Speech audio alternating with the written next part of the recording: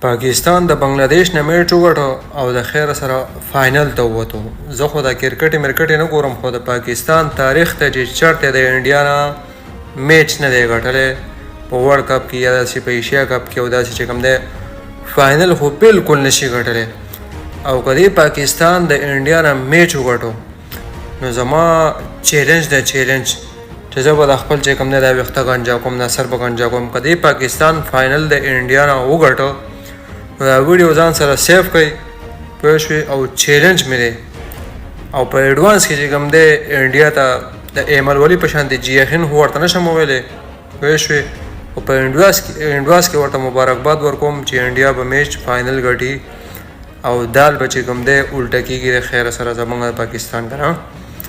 او که پاکستان وګټو نو زه به د خپل چې کوم دی سر ګنجا کوم. سر دا مې چیلنج او دا ویډیو ځان سره سیف کړئ ښه. او که مې ونه کړه نو بیا راله په دې مخ باندې راولئ. شاهین افریدي ته چې په کمنټ کې څومره زړونه چولې شی واچوي، یقین وکړه بالینګ خو ټولې بهترین وکړو، خو د ما زړه پکې شاهین افریدي وګټو.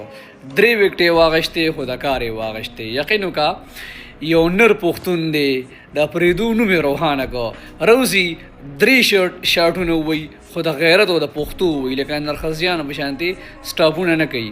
بس په دقه غصه او په دقه چې کوم دی جوش او جذبې د ما سره لګېدلې ده چې یو نر پښتون دی. لب یو شاهین افریدي. د پاکستان مینوالو ته د ډېر مبارک شي. د پاکستان بالرانو چې څنګه مقابله وکړه، د څنګه لوبې وکړه کنه چې داسې مقابله دوی کې دي نه بچا غپلار میچ وګټي.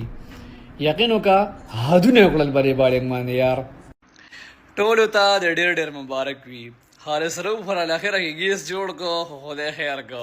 خیر پاکستان مینوالو ته ډېر مبارک شي. دا څنګه بالینګ چې د پاکستان بالرانو کو حدونه پې وکړل، حدونه. حارث رؤف او محمد نواز او شاهین افریدي سپیشلی بیټینګ او بالینګ کینګ دی والله چې منې به. او فائنل کې به انډیا سره ګورو. آغا جی 28 والا میچ چاہیے.